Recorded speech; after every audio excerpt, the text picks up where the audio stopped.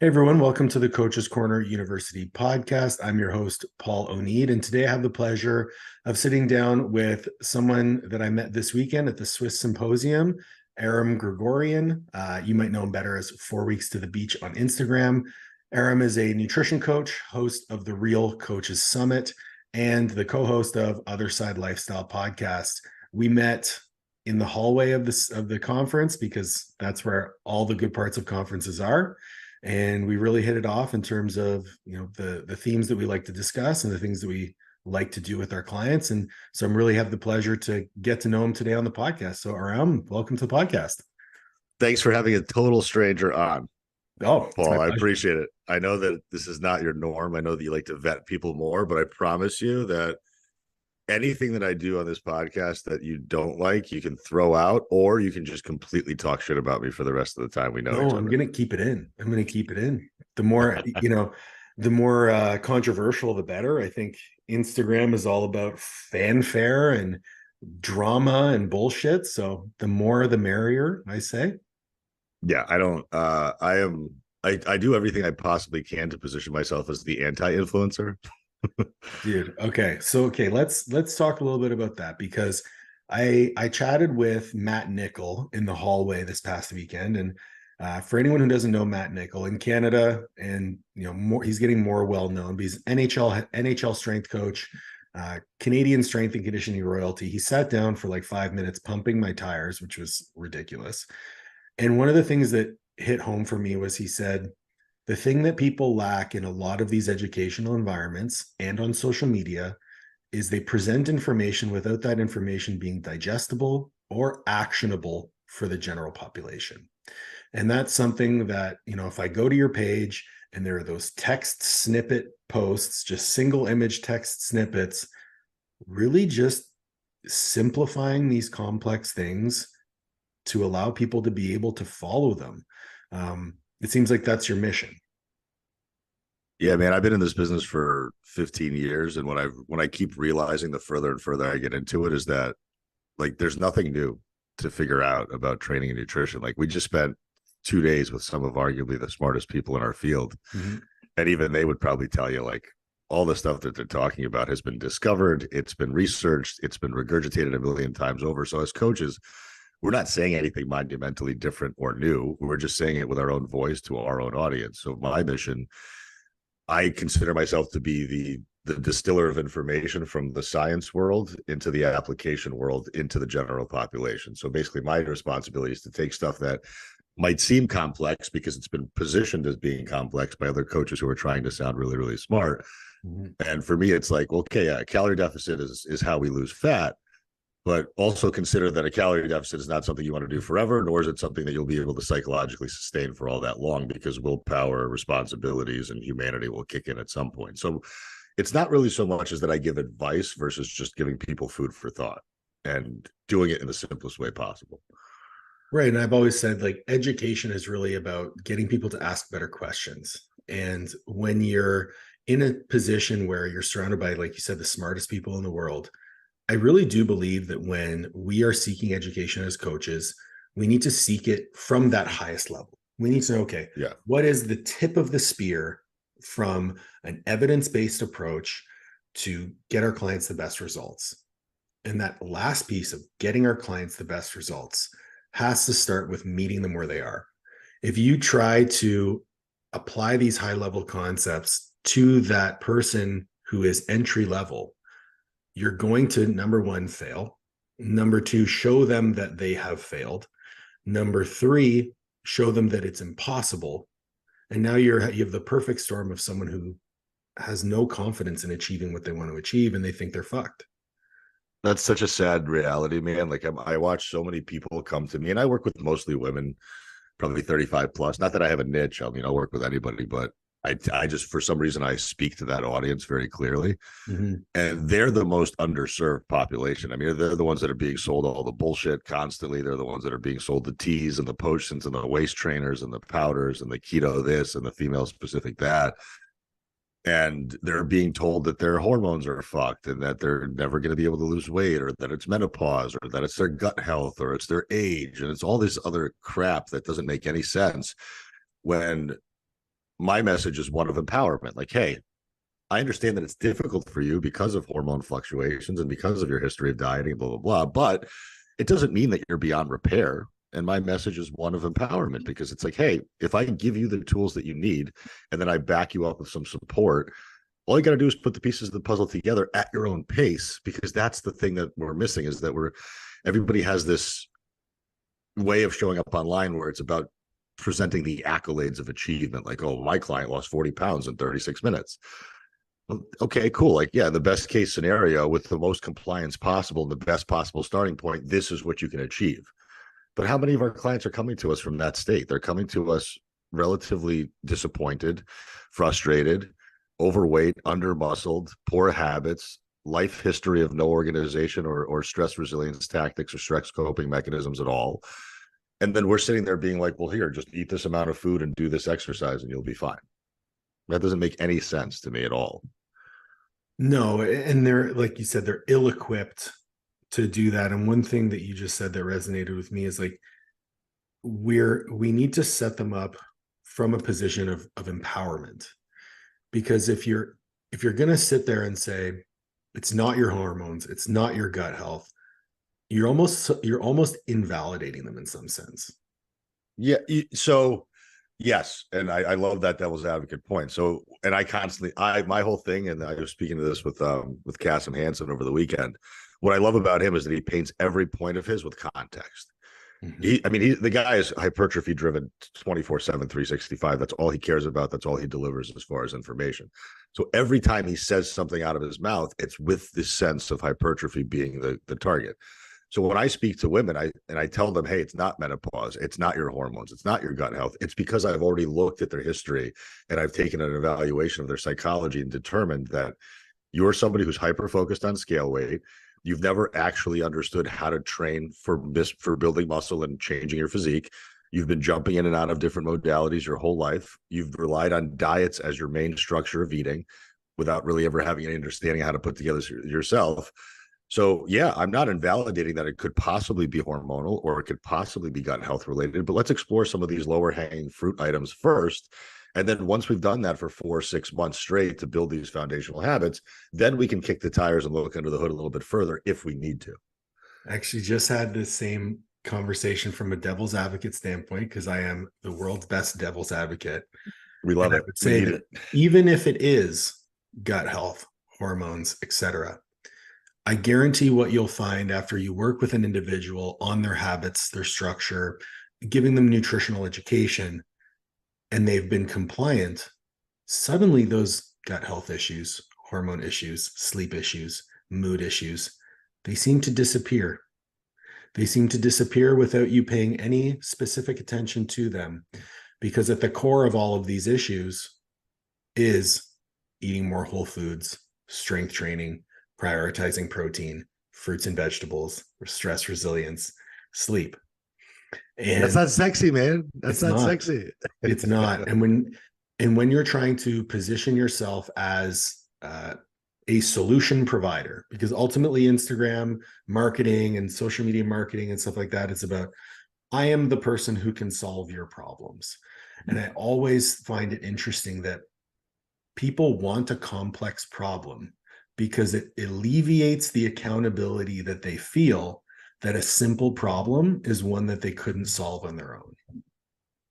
Yeah, totally. That's such a resounding point. It's like, by saying it's stuff like gut health or hormones, it immediately places this massive issue into their field of vision, which is the best scapegoat in the world. Mm-hmm. Like, oh my God, I can't do this because I'm broken. It's like, well, no, you have this issue potentially, but why don't we try some of these more holistic measures first? I guarantee you'll start to feel better within a couple of weeks just by implementing some of these very simple tactics.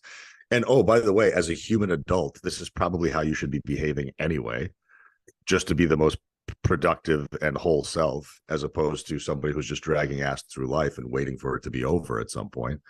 You know, the amount of, and like what you were saying before we started about your mom being super high functional, it's so sad to me that we live in such a world now that accepts and places such low standards on people. You know what I mean? Like if you look back historically, even 50s, 60s, 70s, all across the world, Our politicians were being held to a greater standard. Our food supply was being held to a greater standard. Humans and employees were being held to a greater standard. Kids were being held to a greater standard. And now we live in this very, I call it a chicken shit narrative of just like, it's okay to be okay.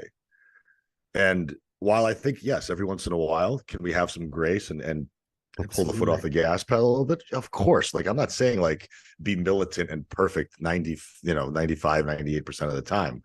Most people would be fine at 80 or 85% of the time, most of the time, right? Like you and I obviously are going to be held to a higher standard because our goals and our desires are a bit greater than most average people. But I think that by lowering the bar, we're doing a disservice to our entire community. I couldn't agree with you more. And I find myself whenever I have conversations with other coaches with whom I resonate so much, it's like I come back to conversations that I've had with the people that we ultimately want to serve. So the person that jumped, I had a conversation with a gentleman at the gym the other day, who said in jest, he was like, I'm going to be on a diet for the rest of my life because I can't eat like normal people. And within the context of, I don't want to divulge too much to give away his identity, but my response to him was, well, if you're going to be on a diet for the rest of your life, doesn't that just mean that that's the way you eat? It's no longer a diet. And he's like shocked that I would say that. And then, I caveated it with, you know, I know who you are, and I know that you also don't want to live like a normal person.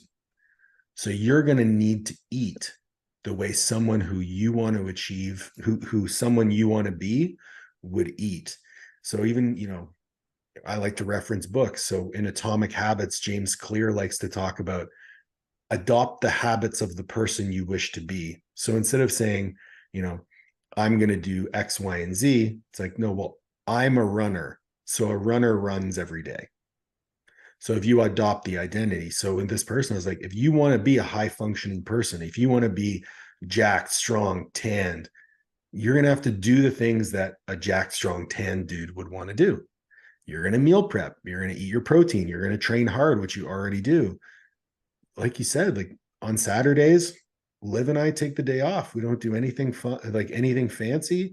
We enjoy a meal together or go to an event of some kind, and we turn off because not everyone can have their foot on the gas 24/7. We both compete. So there's times when we do have our foot on the gas 24/7, but you need that pressure release valve. Um, and so I want to pivot a little bit because I think this plays really well into like, can you tell me a little bit about how you got into coaching? Like what's your story? How did 4 weeks to the beach come about? I'm sure you met Allie Gilbert while you were there because she was Yeah, on the yeah, panel with you. yeah. So just a quick funny story about her. So I've known Allie for about 15 years. We're from Stamford, Connecticut together. So Oh, that's where cool. I'm from. Yeah. So I was actually in finance and she was a trainer at New York Sports Club at the time. Okay. So total career pivots. And then she started going down the road of like being a golf expert. So she went through like TPI and stuff like that. And Greenwich, Connecticut, which is the highest concentration of billionaires per square mile anywhere in the world. It's Oh, it's it's one of the ones with wealth. I mean, the Pepsi CEO lived there, the JetBlue CEO lived there, like all the CEOs of all the major companies, because it was a subset of New York Metro. gotcha. It was about 45 minutes away from New York City. So here she is. She's a trainer working with mostly guys as this little tiny blonde girl. And Hmm. I'm still in my career in finance, which basically meant I was a professional drug user and partier. With a handsome paycheck that I never saw a dime of because I would spend it every single fucking weekend. Fair. But I was always a gym rat. Like I grew up in high school. My whole thing was like I just want to be appealing to women. So let me do the thing that I think is going to make me appealing to women, which at the time was let me start playing football so I can lift weights with the football guys because they're the most attractive, jacked people in our school, and that's who the women gravitate towards. So I was a shit football player. I'm not a very good athlete by any means, hence my Achilles tear. But I just naturally was very good at lifting weights because lifting weights required some level of aptitude, but then just a lot of grit. Right. Like if you suck at football, you suck at football. Like you're just not going to get much better at football unless you become better at the skill set of football. But at lifting weights, as long as you show up and keep going through the reps and the motions, you'll get better at it at some point. And as For long as you sure. got that heart to get uncomfortable, I always had the heart to get uncomfortable. So I just fell in love with it. And I was lucky enough to have really good strength coaches who really professed the idea of proper biomechanics and stuff like that, and it led me to start going down this path of self-education. And back then we didn't have Instagram or TikTok or anything else, so we were actually reading, we were buying magazines. Animalpack.com was like my favorite website ever, because they were posting workouts 5 or 6 times every few years. That they would just have, and you can still go on their website today and get awesome workouts for free. For sure. And, we were doing our own research. We bought the Arnold Encyclopedia. We would go through every muscle magazine and rip out pages of it and just stick them on our walls. And that's how we learned. And there was a level of curiosity that today's generation doesn't have, because they're being spoon-fed information versus being able to go seek it out themselves.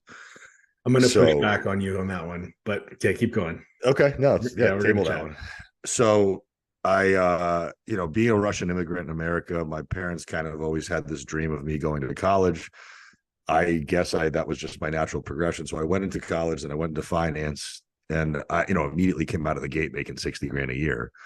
But again, over the years of just being in that really toxic, party-filled, high-pressure environment, I just didn't do very well with it, because I'm somebody who, was blanketing a lot of demons. I was dealing with my own issues in the wrong possible way. I was self-medicating constantly. I was trying to numb out and never really face my problems. I was using drugs and alcohol to do that with, and constantly in this party environment to just forget about the shit that I was shitty at. But I was always focused on nutrition, because I knew it perpetuated the physique that made me feel comfortable in my skin. Because for me, it was always about vanity. And then I always wanted to maintain some semblance of physical fitness, because again, it was all physique driven. And then I became that authority figure in the office. Like when people were ordering lunch, they were asking me what they should order. If people were going to the gym after work, they were asking me what they should do. And then I realized, I'm like, okay, cool. There's something here. I don't want to be in finance forever. I'm not good at this, and this is probably going to be why I die. So the universe gave me a sign in 2012, and I got laid off, and I got a severance package, and I spent the next 3 months at a coffee shop in Jersey just reading the NASM book, and got certified. Got my first gym job at a big box gym called Equinox, which is a very high ticket brand. And I became, within 3 months, I was in the top 5 of their training crew, just because what I do on Instagram is what I did back then on the floor, just offering perspective and offering food for thought and being helpful. And then that just spiraled into a more formal career. I spent basically 12 years training people in person, either at their house or at a facility. And then I moved from Connecticut to California in 2021, because I was kind of in a place in my life where I needed a change. And that's when I went fully remote, because I had no choice but to. And that's kind of what led me to being more of an online coach than an in-person coach. Where'd the handle come from? 4 weeks to the beach. So back to the story with Allie. As Allie started to rise in the ranks of fitness, because her trajectory was amazing. I shared that name, 4 weeks to the beach, just because it came out of my head one day and it sounded catchy. Mm-hmm. And I was like, Allie, I'm going to change my Instagram handle to 4 weeks to the beach. She's like, that's fucking stupid. Nobody's going to like that. That's dumb. That's awful. I would rethink that. And I'm like, you know what? I feel strongly and passionate about this. I'm going to keep it.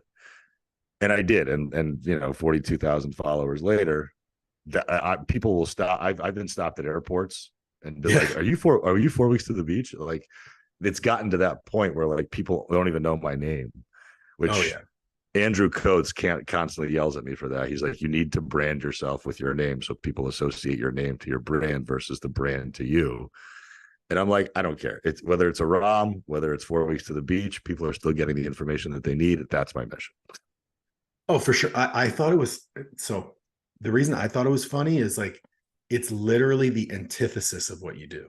Exactly. It's the complete opposite of the information that you put out. So it's like, I remember actually seeing your Instagram account, and I was like, this is not the type of guy I want to be following. And then I meet you in person, I'm like, okay, what the fuck? Yeah, I mean, it's just I find it so. The theory behind the name is that I want everybody in this world to get to a place of such a good level of maintenance behavior that they're never more than 4 or 6 weeks away from their ideal physique or ideal body type, to where they're feeling comfortable. See, that makes fucking sense to me, but you can't put I want you to be 4 to 6 weeks away. No, that'd be a little long. But hey, if I ever do write a book, I think that'd be a really clever book title. Sounds like you need to write a book. I know. I've already discussed how to do that. There's people much smarter than me that have been trying to direct me into those. It's funny. I'm surrounded by some of the best people in this business, and how slow I move compared to everybody else is astonishing. Like I've come up with people that have outlapped me 10 times. They make more money than me. They have more clients than I do. They have a bigger online presence than me. They, every part and parcel of this business, they're superseding me. I move at a very organic grassroots pace. Like I install Yeah. systems very slowly. I adopt technology very slowly and begrudgingly. I stay very, very true to my mantras and my values tightly, because I really do believe that they're the cornerstone of what makes me function. I don't ever plan on having assistant coaches, just Mhm. because I don't really want to scale to that size. Like I don't want those $50,000 a month problems. Um, I have a very low appetite for money. So for me, as long as I can pay my bills and get on a plane every few months to get to where I need to go, I'm good, man. I don't plan on, marriages, whatever. I don't want kids. Like I have a very low appetite for things. So my money gets made and then gets put right back into education or into my business. And that's really all I do. But that speaks to a level of awareness of self to a very, very high degree. I have the pleasure of speaking with a lot of very young coaches about business development. And number one, most of them have no idea where they want to go with their business. They have no semblance of alignment between their actual actions and the mission that they're trying to achieve. They also feel, in a lot of cases, like money is what they're after, but what they're truly after is impact. So what you're essentially saying when you're going through, like, I have a low appetite for money, I don't want assistant coaches, like, I want to be the one impacting the people that I work with, and I don't need other people around me to do that. And when you're growing in a way that is completely aligned with your mission, so if the mission is centered around impact, you're going to move a little bit slower. And that's totally okay, because if you want to go long, move slow. Yep. Right. And that's like, how many Instagram influencers can you point out that have like started businesses, scaled like crazy, and then disappeared? The I list have a is dozen. very, very long. I mean, dude, I sat at a conference in 2019. It was right after I got certified for NCI level one. And there was these three girls in front of me. Remember Shreds? Oh yeah. So they were all three girls sitting in front of me were Shreds models, and they were like 500,000 followers, 700,000 followers. One of them had like 1.5 million. And I'm sitting there thinking, I'm sitting behind startup. That's how my brain thought back then. I'm like, well, you have this many followers, that equals this level of success. I start talking to them. One of them is living at home with their parents. Another one is living in a tiny studio apartment that she can barely afford. And then the other one has two sugar daddies that paid for all of her bills. And I'm sitting there and I'm thinking, I'm like, so these are people who I'm looking at as and imagining them to be uber successful because they paint their life to be this amazing thing where they're on private jets and they're standing in front of these cars and they're with these people. Meanwhile, they don't have a pot to piss in. They have no product. They have no skill set. And all they are is monetizing their look and their physique, which is going to run out at some point anyway. Mhm. So that really was the day that I figured out that I don't give a shit how many followers I have. What I care about is my content and is my voice being heard by the people that I'm speaking to, and are they getting something out of it? Because if you look back, I started my Instagram account in 2015. Same bullshit, shirtless pictures, laying on the ground, sweaty with some fucking thirst trap bullshit. It was like, if I look back now, it's like so cringy. I don't even want to see it, because all I cared about was, is somebody going to pay attention to me? Right. And now, whether a post of mine gets 1,000 likes or a post of mine gets 50 likes, I'm like, well, I did my job that day. I showed up the way that I promised to show up. If that resonated, great. If it didn't, I'll try better the next time. Well, it gives you information on what people actually want to hear about, and actually what helps them. And that, you know, to have a vision that is so clearly defined and an outcome that is so clearly defined, you know exactly what your actions need to be on a day-to-day basis in order to check the boxes. And one of the things that I always like to say is, like, my KPIs are not money. They're not revenue. They are unsolicited testimonials from clients. Like, I get a check-in that says, Paul, I'll use Olivia for his example. She got a testimonial from a client yesterday that she's like, hey, I know this isn't part of my check-in, but I want to say that I'm enjoying training more than I ever have. And the amount of joy I get from working with you far surpasses what I imagined. And like when I get stuff like that, like I have goosebumps talking about it because that's what lights my fire. That's why I do stuff. I And was Paul, you have to immediately throw it on social media so the rest of the immediately, world can see it. immediately. Otherwise, it doesn't count. Exactly. No, I do screenshot them, but I save them for myself because, Right. as you and I both know, there's days where you feel completely inadequate and that you're not helping anybody. And that's when I'll revisit those screenshots in that album that I have saved for myself and say, you know what, you are making a difference. I And wish I wish more coaches did that instead of plastering them on their social media to try to get people to put eyeballs on them and see this is how effective I am. Um, like that level of humility is so rare, and I think that's why you and I get along and will continue to get along because at for the end of sure, the day, humility is such a lost art. And I get it. Like we live in a time where you can get rich and important so fast that it's hard because when I was 23, 24, and I was getting thrown money at me, I was a fucking massive douchebag because I didn't know how to handle that. And only experience and time will teach you that.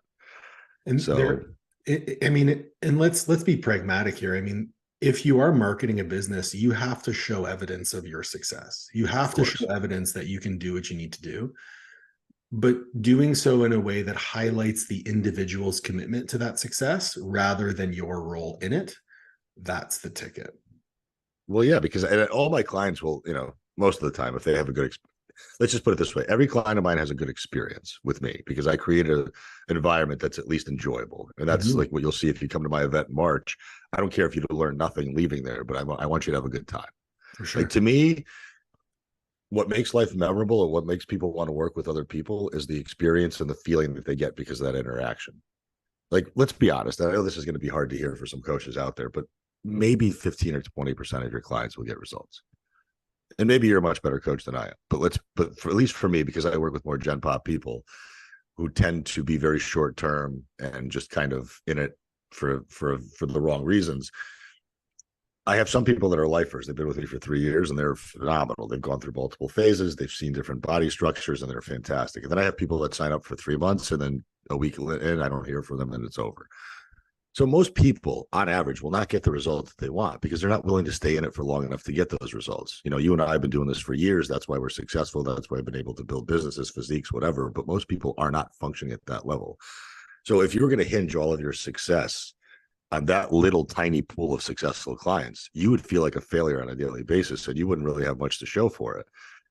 But I let my clients do the talking. Like I let them post and then I just reshare their stuff if I need to, Sure. because I want them to be proud of the work that they're doing. And half the time it's really more repairing their relationship with food, repairing their relationship with the training process, teaching them how to get into the gym and be autonomous, and just having them have some level of confidence that they didn't have before.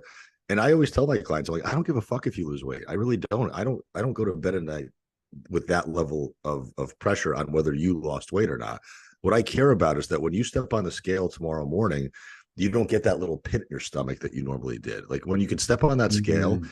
and know that there's no emotional response to that number, then I've done my job. You can leave that day and I'd be the happiest fucking coach on the planet. I love that. And that's not a KPI that you can measure in a bank account.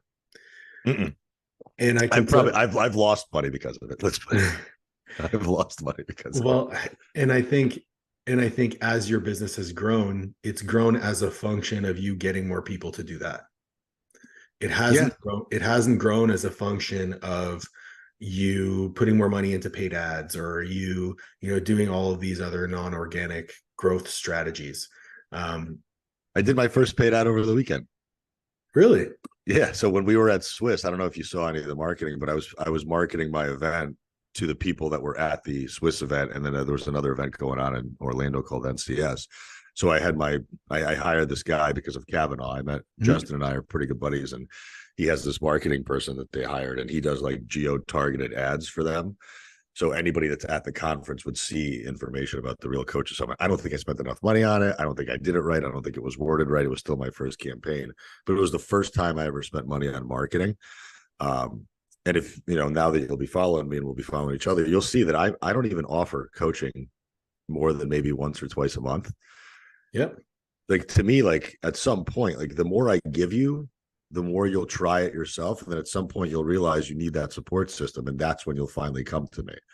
That's Um, exactly it. You and I'm approach it. fine with that. Yeah, you add value and you just get people to raise their hand. And eventually Yeah. they've raised their hand so many times, they're like, I think Aram is the one who can solve my problem. I'm going to reach out to him for coaching. They're going to click the link in your bio. They're going to go find you. And the the question that I would have, like, or actually, let's jump back to, we talked about Yeah. new athletes are spoon fed information, so they lack curiosity. So again, devil's advocate, they are a function of their environment. We, as the older generation, are the ones that have shaped that environment. I don't believe that these people are lazy. I don't think that they are, ill-natured in any way. What I do think is that because they have no sense of delayed gratification and they're constantly being inundated with what's the best or what's optimal, they refuse to do anything unless it is the best. And what ends up happening is because nothing is the best, they see that as failure, and then they end up doing nothing. Yeah, I think you just summarized the fitness industry in 2 sentences. Yeah, and that I recorded a reel the other day about it. I'm going to post it probably today. But I really think, like, I keep hearing, especially in the education field, like, education is a big passion of mine, and proliferating new information or old information in a new way is something that I find really fascinating. And I think there's a few things that really need to be there for education to be effective. The first one being context, as we discussed earlier, right? So research and evidence is all contextually dependent. It's a framework, it's malleable, it's not set in stone. There is no right or wrong. And so the concept of what's optimal isn't actually what's best. Optimal is conflated with best. Optimal is what's realistic. What's optimal for me is not going to be what's optimal for my father. Right. Totally. But we're both playing the same deck of cards. Yeah. And then compound that with immediate gratification and results. Well, if it's not going to get them immediate results right away, they don't want to do it, because that's what they're expecting. That's what they're being spoon fed. So we have to do a better job. And I think this weekend was a phenomenal example of that. Of, you would think that if you got all of these big personalities and famous people into 4 rooms, that there would be so much dissent and like drama, and there was literally none. Yeah. No, I mean, and I had even messaged Ken afterwards, and I said, "Listen, I go to a lot of these things. I probably go to 3 to 4 events a year at least." Oh, nice. Yeah, I mean, events serve as twofold for me. I know I'm not going to receive any, you know, bulletproof new information that I've never heard before, Right. but I go there to connect. Obviously, Yeah. it leads me to things like this. That's number one priority for me. And then what it does is it opens up the floodgates for ideas. So basically, it allows me to kind of open up my mind and create new things. It makes me a little bit more creative being in that environment. And then the tertiary part is I enjoy being around us, like people Sure. like us. It's motivating. And I don't get a lot of that. So it allows me to socialize with people that I see and connect with. And it allows me, it's my way of disconnecting and unplugging from the world that I don't really resonate with. So what I told Ken was I go to a lot of these events, and a lot of times there are some pretty big celebrity like I've been at events where like there was Alan Aragon and Lane Norton and Holly Baxter and all these big names on Instagram. And what I always find is that they're all very human. And the problem with a lot of people that attend these events is they're drawn to the celebrity versus the knowledge base of that individual. So my whole thing is like when I saw Lane Norton, I didn't want to take a picture with Lane Norton. I wanted to ask him about reverse dieting. Mm-hmm. When I saw Holly Baxter, I didn't want to take a picture with Holly Baxter. I wanted to ask her, well, what are her best methods of working with women who are struggling with fat loss? Like, let me pick their brain and their experience level. And I don't need to post on Instagram that I just met Lane Norton to then raise my own celebrity. I don't care. That's not what I'm there for. But a lot of people go to these events and it's like a photo opportunity. And like, listen, I get it. Like if Denzel Washington walked in the room, you'd believe Oh I'd be yeah. the first, like I'd be the first person asking for an autograph and having a picture with him because he's my favorite person of all time. But when Lane Norton leaves that conference, or when Stan Efferding left Swiss, nobody on the streets of Columbus, Ohio knew who those people were. Right. Nobody. Like if Stan walked up and down that main road where all those restaurants were, people have no idea. Maybe 1 out of 10 people might know who he is. And I think that unfortunately Instagram has created more celebrity and more influence than it has created a platform of education, because it's easy to get caught up in that, and it's easy to become that person because that's what the audience you're speaking to is now expecting of you. Mm-hmm. So I got a lot of faith back in our industry being at that event. Like I met Juji Mufu. Mm-hmm. Like I Great guy. talked to him for 20 minutes. Fucking unbelievable, sweet, well-spoken, soft-spoken, normal dude. We talked about his bicep tear. I loved how playful he was and all of this stuff on stage. Just a very normal, down-to-earth guy. You know, I've had the pleasure of doing a podcast with Dave Tate, who's, you know, a godfather in our industry, normal Amazing. dude. And what I keep realizing is that it's not the older generation that is swinging into this influencer bracket. It's really more of the younger generation, unfortunately, that's being swept up by it. I think anybody that's like 35 plus, that's been in this business for 5, 10, 15 plus years, they don't care about the celebrity aspect of it. They're going to make their money. They probably have already made their money. And now that's why I love Elite FTS's slogan of live, learn, and pass on. Like that's really what it's all about, because we sat in those seats.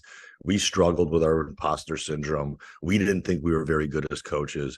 And when we go to these events, what we realize is that we already have the tools. Like we're good coaches. We know what we're doing. We're validating that we're smart.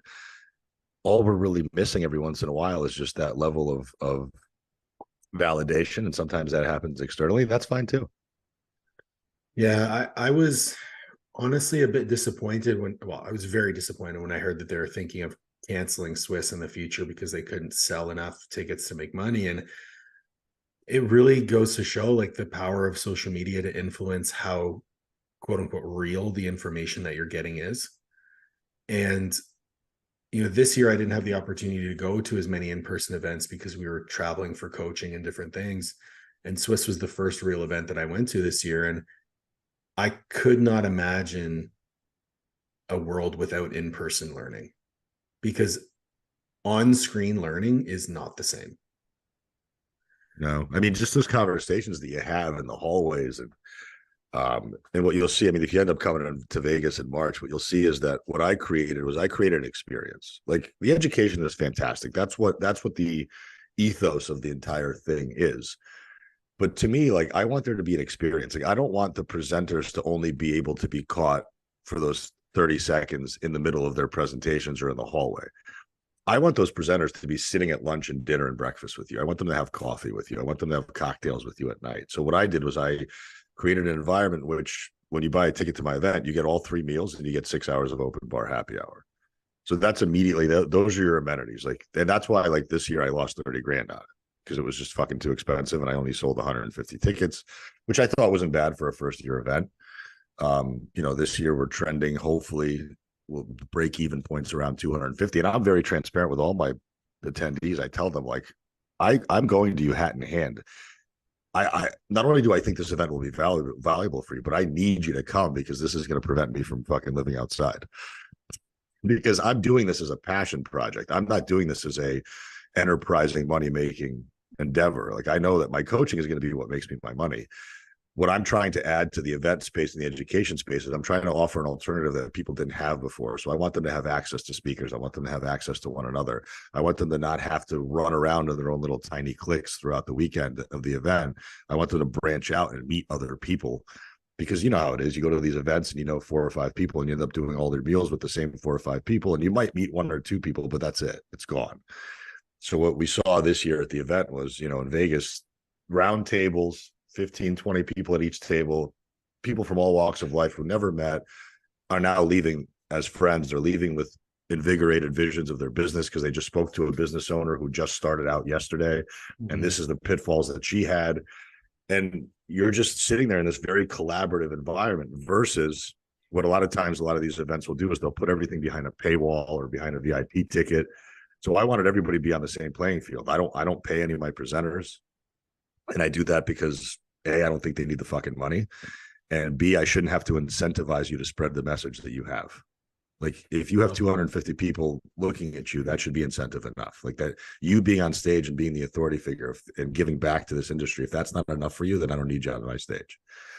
Yeah, I love it. And that's like, I'm glad we are on the topic. And of course, we're gonna plug the Real Coaches Summit for sure, because I think it's a phenomenal event. Even just hearing a little bit about it and then reading the landing page on the internet, and it's events like that. Like I left Swiss, and this might sound like an ad for Swiss too, but like I left Swiss good.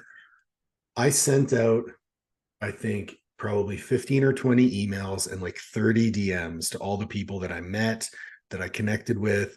And just because those are relationships that need to be fostered, and whether or not that leads to collaborations like this, or even just if it leads to someone just remembering my name and my face, that's good enough for me. Because if you stop me in the hall, or, I stopped you in the hall, I want to make sure that that relationships gets fortified, so that in the future, when we touch base again, like we can connect even deeper and fortify those relationships. Because I've never left an online learning opportunity with my cup full. Yeah, I mean, it's a transactional situation because you're getting exactly what you need out of it, right? Like it's just, okay, I'm coming in here. I paid you money for this online event. I'm expecting education. I don't really expect much else. And now I'm going to leave with that thing. And that's all I get. Yeah. And I think and that's not bad. Like I think for guys at our level who've been in this business for a while, like we're starting to look at little tiny chess pieces on the board that other people aren't looking at. Like we have to start to drill down to nuance to enhance our knowledge base of insulin resistance, or what happens with GLP-1 agonist drugs. Like that's how in the weeds you and I need to be now, because we've learned the broad strokes. So for us, if we're doing mentorships, or if we're doing continued education or curriculums or whatever else, we're looking for fine tooth comb stuff information. But events like this, while they may be broad from a content standpoint, they may not actually be anything we don't already know. At the end of the day, at worst case scenario, at least we get to meet the people that are delivering that information, and they probably have something deeper that they can offer to us because they've been in the business for longer, or they might have a different experience than you and I have. And that will be the way that we can get to dig deeper and connect better. For sure. I bring it back to parallel thinking. So there's a few like key things that I think all high performers do. And one of them is parallel thinking. So they can look at something that is maybe completely unrelated to their field, find a common thread there, blend it in, and figure out a different way to present information. That's part of the reason why I read so much about psychology, or about communication, or even politics. Like I listened to a 3-hour podcast the other day about the Israel-Palestine situation, and listening to the way that the different governments spoke to each other and negotiated and things like that. Everything we do every day is a negotiation with our client. So I just kept thinking about, okay, well, these failures of communications here, how do they resemble the failures of communication I've potentially had with Sally or with John, right? Could I change my approach? Could I change my system, my process? How could I improve the way that information is proliferated? And the better I'm able to do that, I just see the impact on the people that I work with. So I found for me, leaving that event, my notes tab is filled on my phone with just like little thoughts that I had here and there. I'm going to call some people out though. No one wanted to fucking train with me. Really? Dude, I could not get a single person to come to Lifetime and do some arms with me. I mean, well, that's probably because you didn't. Well, if you had asked, I probably would have asked what time and when, because I would have gone. I would have definitely done it on my peg leg. I would have done some arms. Okay, well, I think that's you weren't around. That's one of the most fun things about like the event. I've been to multiple events where like you go into the gym at the hotel, and because it's a fitness conference, there's like 30 jack people in there. And then there's always like the one gen popper who's on the elliptical who's just so scared that we're all in there. They're like, what is going on? Are we in prison right now? What I found Everybody's funny. jacked, everybody's tattooed. So Friday morning, I went in to go do my cardio. I got up, I was doing some work like 5 a.m. On my laptop, and then I see like a line of people go into the fitness center. I'm like, all right, I better get in there before it gets too busy. And like all the At the cardio, hotel. yeah, all the Yeah. cardio equipment was taken. I ended up having to like do some uphill walking, which I fucking hate. Um, and the spin bike, I just alternated between the two. And then on Saturday morning, day two, crickets. Really? Because everyone had been out like up late at night drinking and stuff like that. So there was no one in the fitness center in the morning.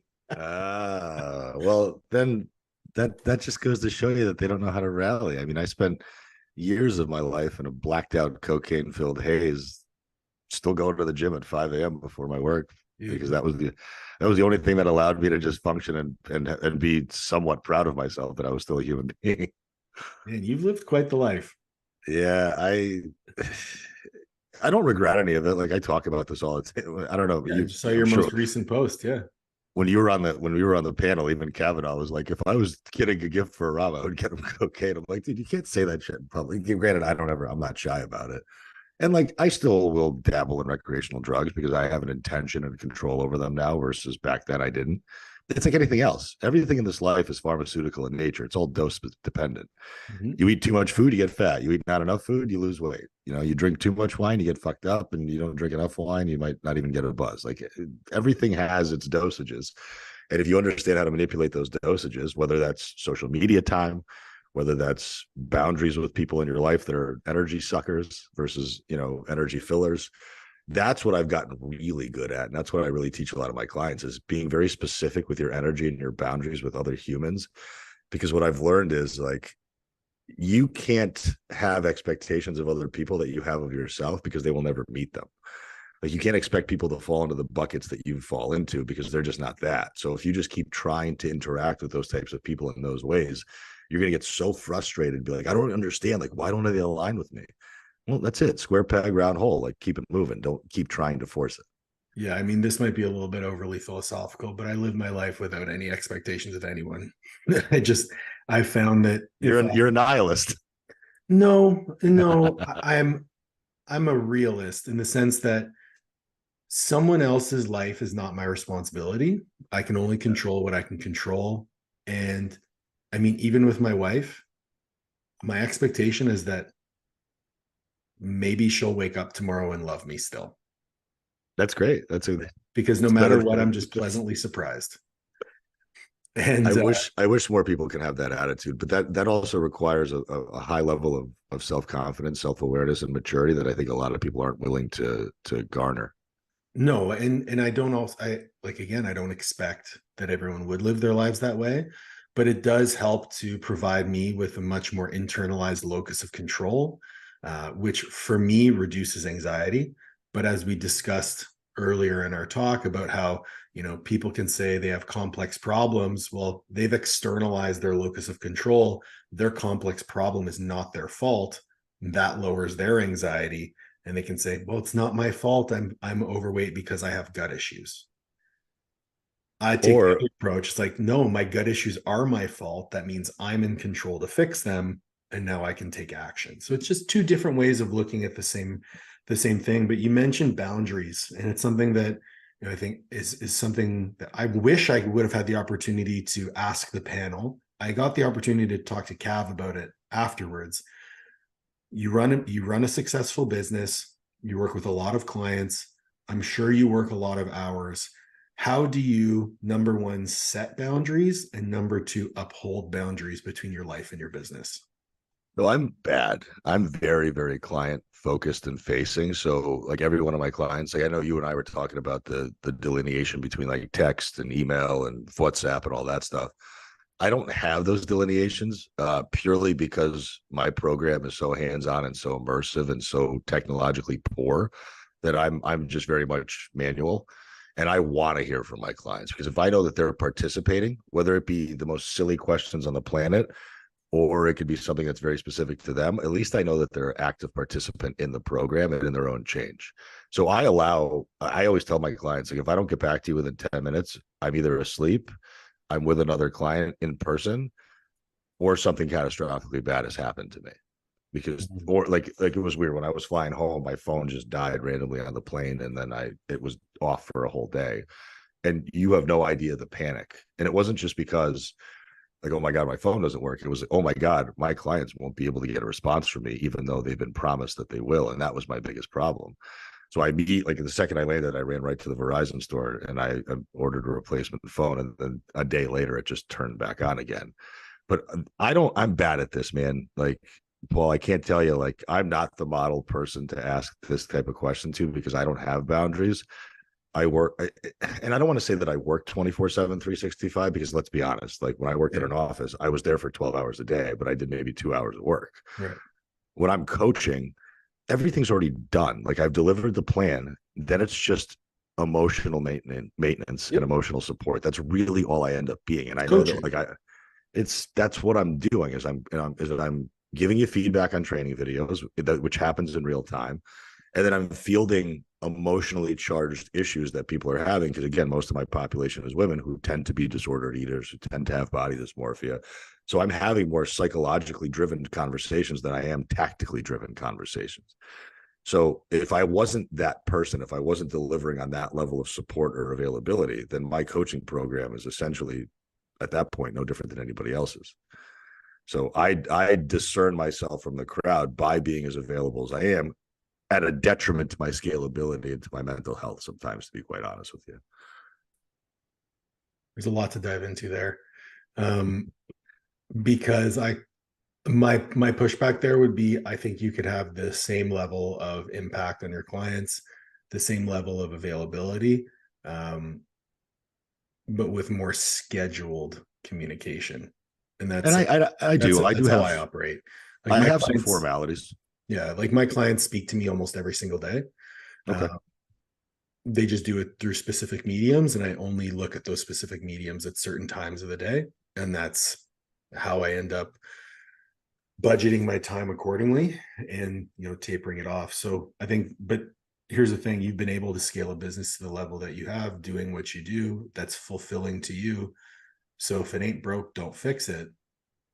But if the goal does change and the goal is to scale, or the goal is to maybe take on another venture or do something different, you always that those systems are always in flux. You just always have to look back to, like, is this serving me anymore? Maybe not.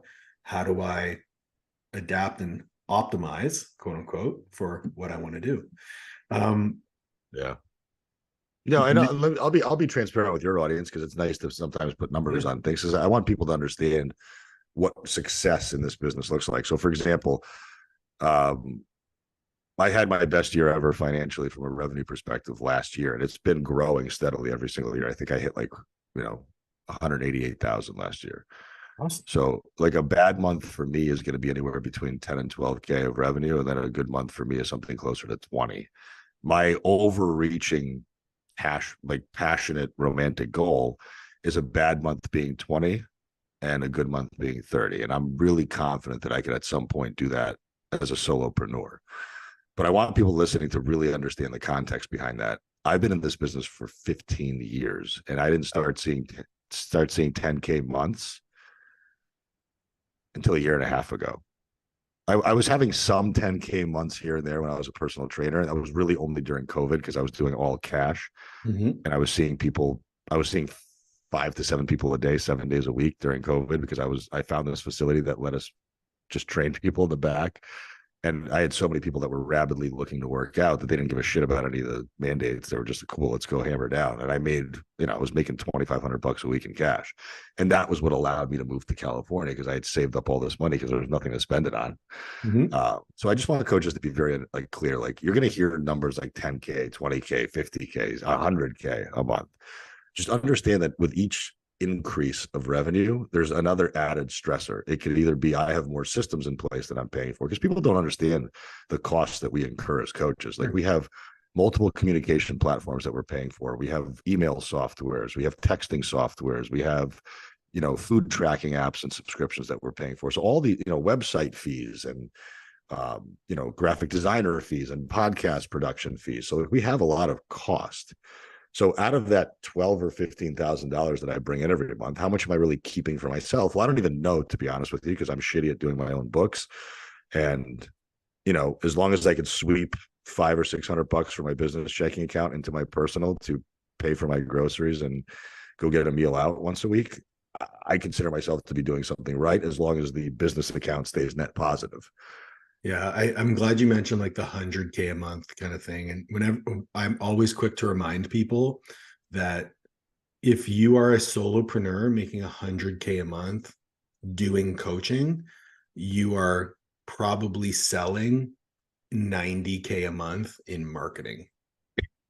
I don't even know how it's possible. Like, you'd have to have such a high volume of low ticket shit that would just be churn and burn, that there's no relationship. There's no support. There's, like, if I had an app, a lot of coaches now have apps where they just sell their workouts. It's not a bad way to do it if you figure out a way to be very good on the back end to support those individuals who bought the app. But I think the expectation needs to be made abundantly clear when somebody purchases a product or a service from you on what exactly that they're getting. Absolutely. A lot of times I'll have all my clients, I would say almost all of my clients, have come to me because of a poor relationship they've had with a coach in the past. Without question. I mean, very rarely do I get somebody that comes to me that's never had a coach ever. It's maybe, I would say, 1 out of 10 or 2 out of 10 of my clients that come to me have never had a coach. But most of them have either bought a program, bought an app, been with a coach previously, and they just didn't get what they needed out of it. And 99 out of 100 times, it's because they thought they were getting X, but they ended up getting Y instead. I'm really glad you said that, because I totally agree. Expectations need to be set in stone as to what you're delivering from the client, but also what you expect from that client in return. And once that's all out on the table, all you got to do is deliver, and there's never any conflicts.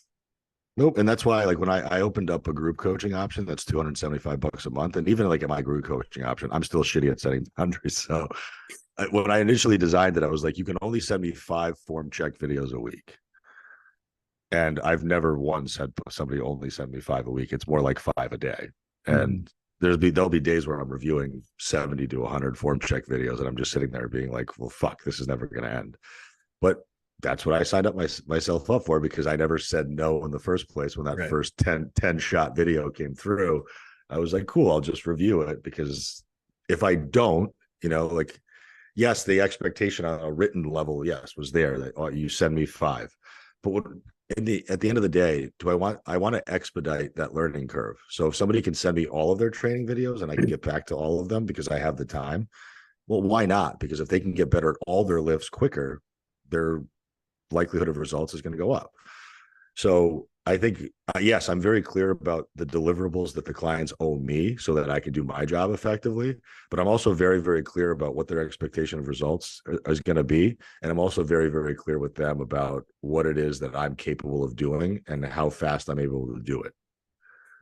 Which is, I mean, and again, it comes down to the way that you want to operate your business is going to govern the decisions you make on a day-to-day basis. So if you base what you want to do on the impact, and the way you feel that you can make impact is by having this process, fucking give her. I'm trying. I mean, I know that if I ever do want to get to that like 20 to 30 bracket, I think it'll get there organically without really much pushback. Because I still have some legacy clients that are with me at like $195 a month price point.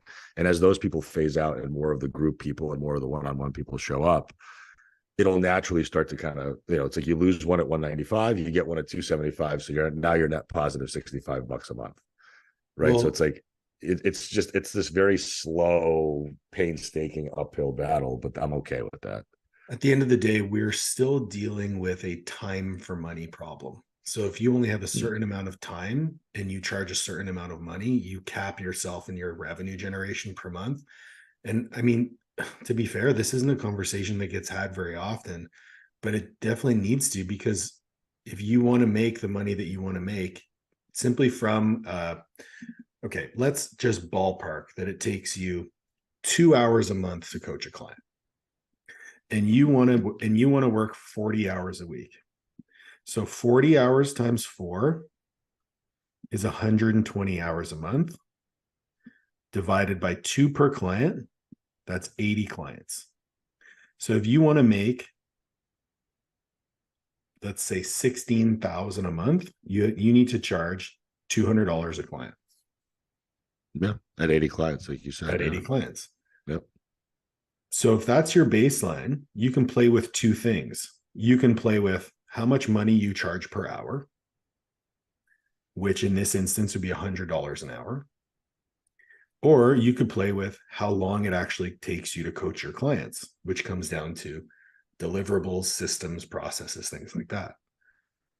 My entire goal with my mentorship when it comes to scaling revenue is how can we preserve the service quality that you want, administer it in the least amount of time possible, so coach a client in less time. So my goal for everyone is, can you coach a client in an hour to an hour and 15 minutes a month? Because then if you're coaching 80 clients at $200, you just made $16,000 working 20 hours a week. Mm-hmm. And you think about, well, if I have 20 more hours of the week, how many more clients could I use? Well, you could double the amount of clients you could work with and make $36,000 or $32,000 a month. So that's part of what I do. But that whenever we're talking about time for money, comes down to dollar per hour, and it comes down to number of clients served. And there will be a point where you cannot work faster and preserve the service quality. And that is an absolute truth. Like, I definitely cannot work faster. Like, unless I want to give up the true reason why I do this, which is impact, I can't work faster. And because of the population that I work with or choose to target, which is mostly powerlifters or strength athletes in that 25 to 30, well, 20 to 35, they're not going to pay more than $300 a month for training or $300 a month for coaching or $500 for both. So I truly have capped that level of business for the population that I'm working with. And I've heard arguments to the contrary that says if someone wants to do it, they will pay for it. And yes, there are coaches who charge more than me, but at the end of the day, this is where I'm happy with. And there still is room to scale in terms of, right now I charge monthly. Maybe I switch to bi-weekly. If I'm done being bi-weekly, I charge in Canadian dollars. So maybe I switch to USD. Those both will scale my income. But there's always a plan. There's always the wheels turning in the background. And so I think it's great for people to hear that, even someone like yourself at 42,000 followers, like that's a pretty significant amount of eyes on what you're doing. And you're at a point in your business where you are looking to scale, looking to see what opportunities are available to you. And it's not always about changing something because what you're doing is working and you're making the impact that you're making. You don't have to change. You just have to do it longer. Yeah. I mean, my plan, and I'm sure you've heard of Jill Coleman. I have, yeah. So she's a business coach that I've gotten to know pretty well, and she's got a very simple system. It's called the Ascension model. So basically, you have multiple product streams of differing values, and it's kind of an opportunity to either upsell or downsell. So you have kind of the highest ticket, highest barrier to entry. That's your number one thing, but that's not your number one source of revenue. Then you have kind of that mid-tier product that's accessible to most people. And that's going to be your signature offer. And then below that is kind of more of a DIY type of a thing where you can just kind of create some intellectual property, have it be housed somewhere, and then you can just kind of sell that without ever managing it. That's the final piece of the puzzle for me. It's that DIY product that I haven't quite yet created, whether it's B2C or B2B. And here's the thing, and this is what I want to be really transparent with people. I'm really good at wasting time. Like as much as I was a great drug user, I'm also very good at procrastinating. And unfortunately for me, until my back is up against the wall and I have to act and I have to produce something, like when I'm asked to speak at something and they're like, I need a presentation by Wednesday, and they give me 3 months to do it, I'm going to wait till Tuesday, the day before I have to submit it, to finish it, because that's just how I'm wired. I don't know. It sucks. I don't like it, but I'm also not willing to do anything about it. That's the key. And then what I look like, when you were talking about having the dollar per hour, the hour spent per client, I always look at it as how many hours of the day am I not actually working?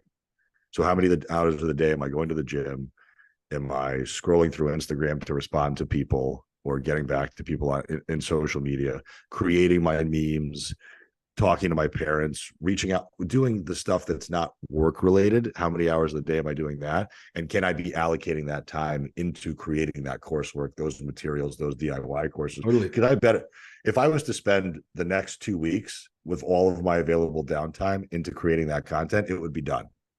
I promise you it would be done. And I would have a third product offering, and I would start to have passive income that would start to alleviate some of my financial burden.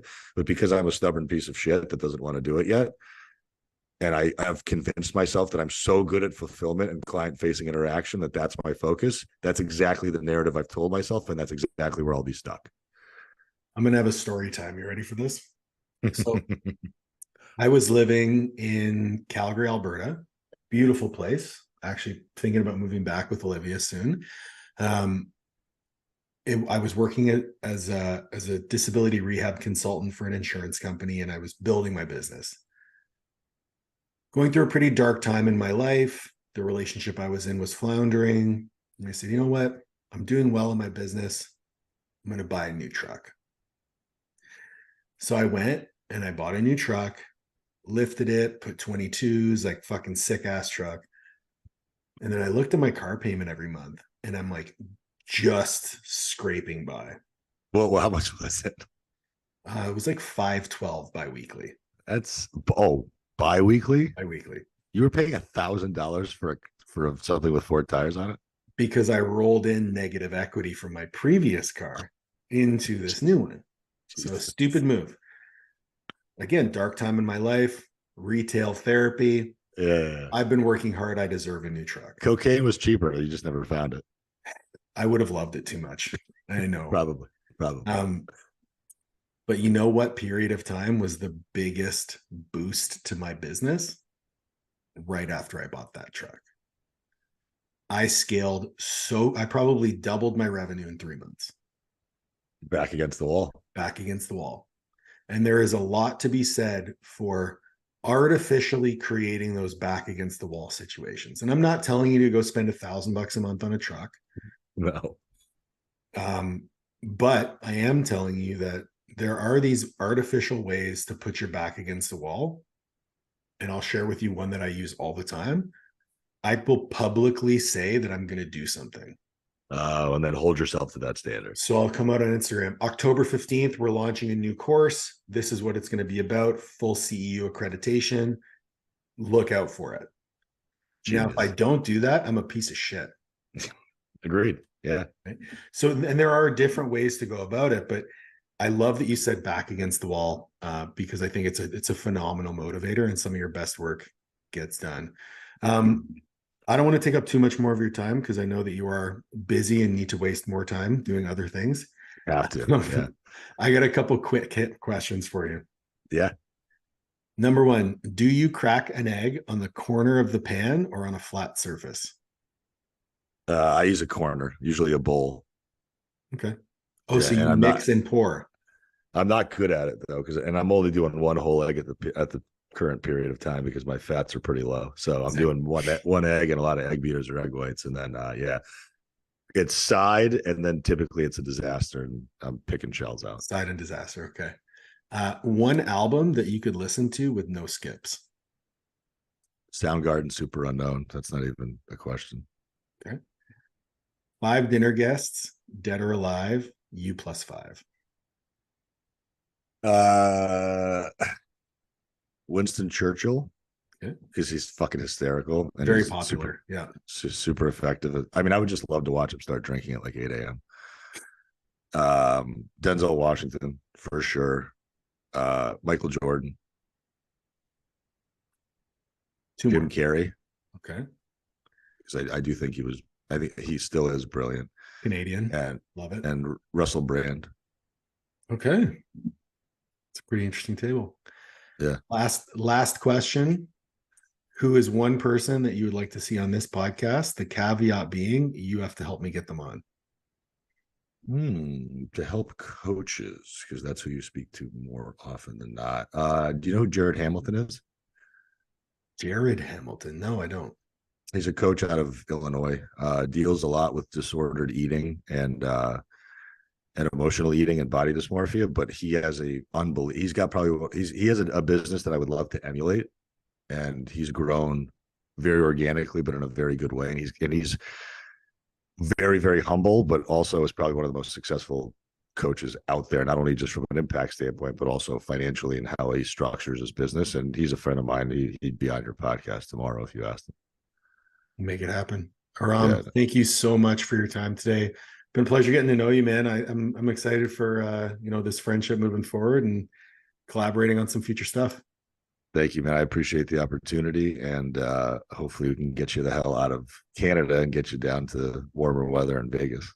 Well, we're actually going to be in Houston for 2 months, January 15th to March 15th. So we're postponing our honeymoon after we get married in January, and then we're just going to spend 2 months in the States.